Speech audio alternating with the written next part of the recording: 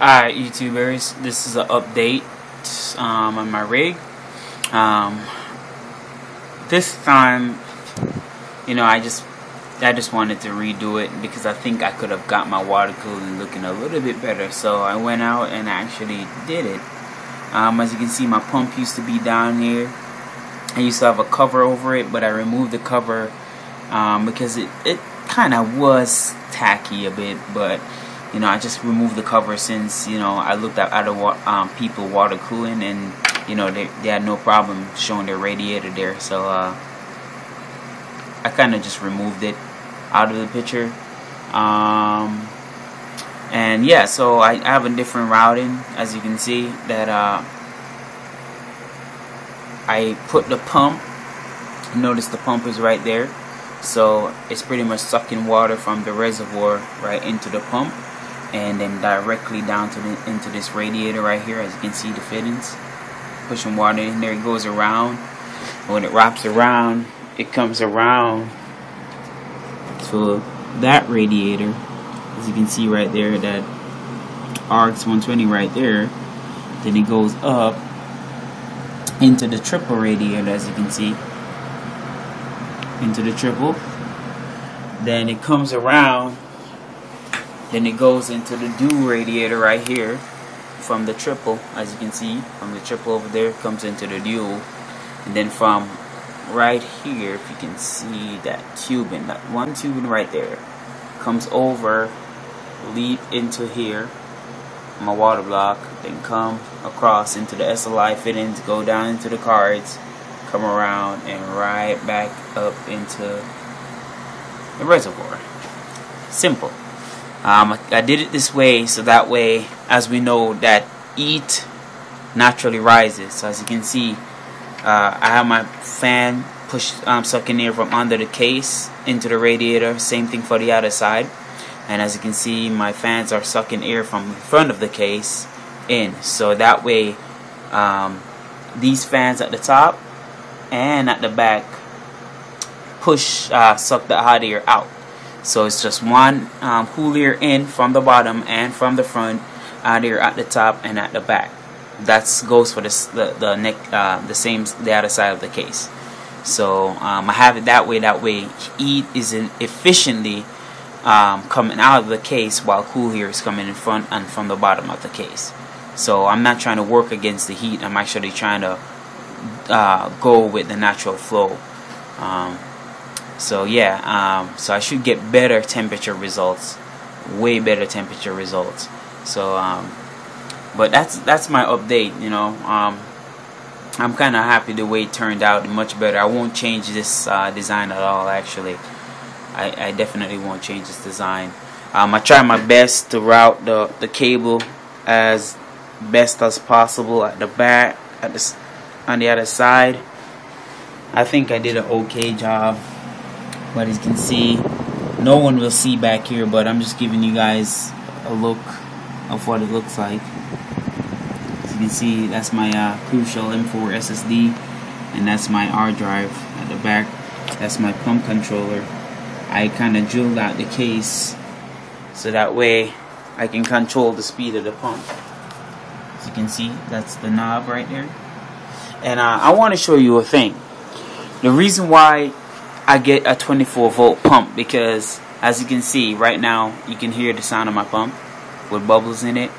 But the cool thing is that the way I bleed my stuff and bleed it quickly is that with a 24 volt pump, it has high head pressure, and in terms of head pressure, it means this. Look at the reservoir.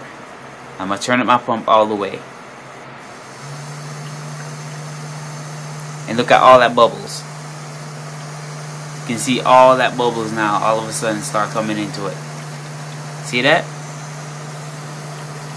See that? That's what high head pressure does. So when you have a high head pressure on your pump, it's able to push water even faster through all the fittings and everything, pushing out air bubbles quickly and efficiently. And yes, it gets loud, as you can hear it again. It does, but I do not run it at that speed because there's no need for it. As you can see, my flow is retarded. All I do is as you can see, all that bubbles just came in. All I do is turn it up and turn it down just to get the bubbles out as quickly as possible so I can use my computer. But I just run it about medium speed where you can't really hear it. But as you can see, at the full blast, it's very loud with the bubbles in it. As you can see, look at all that bubbles. See? And then I turn it off so I can have the bubbles just burst. And I keep doing that until there's no more bubbles in the system. So I just wanted to show you what's the benefit of having a 24-volt pump does. I can turn off the light so you can actually see what it glows like for right now. Let me turn off the light.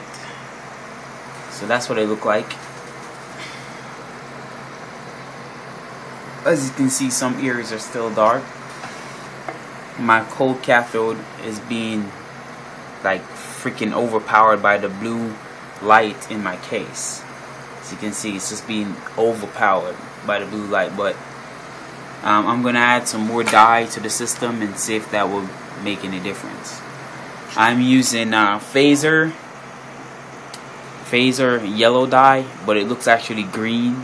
As you can see, it's actually yellow if I put it up to the light, you see? But when you put it in the system, it looks kind of green, so it's weird. As you can see, actually yellow, but it looks green. See?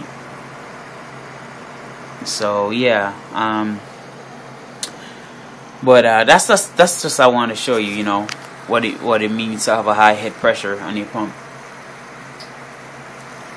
It's very good to have that.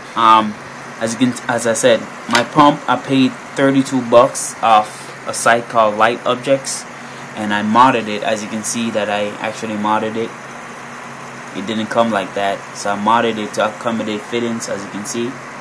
And it was pretty easy to do, and it saved me a lot of money instead of going out there and buying like those $80 pump, like the DC2 D5 Strong, those MP 35X pump, for $85 when I can buy this pump for like $32 and buy a couple fittings to put on it, and that still wouldn't even run you over $50. So in the end, it's fast. It's a 24-volt pump. It has 7 meters of head pressure. It can put I think push water up to 22 meters before before the water can't go any further. And so man, I had this pump for a while now, and it hasn't failed me yet. So definitely, once it fails, I'm going out there again and buy a next one, because this pump is amazing for what it's doing. It's great. So I recommend it to anyone that's willing to mod it.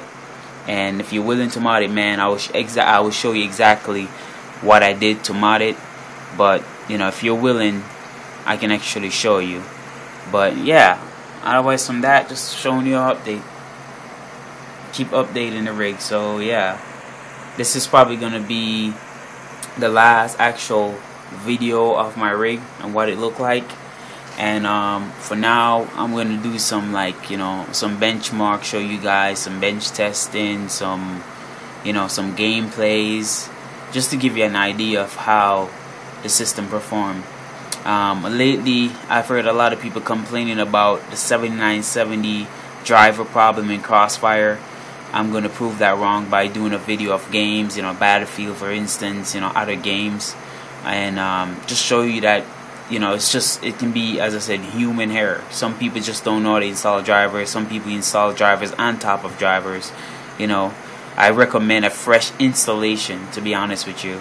But if you're not that type of person, you just want to, you don't want to do that, then I would say go with NVIDIA.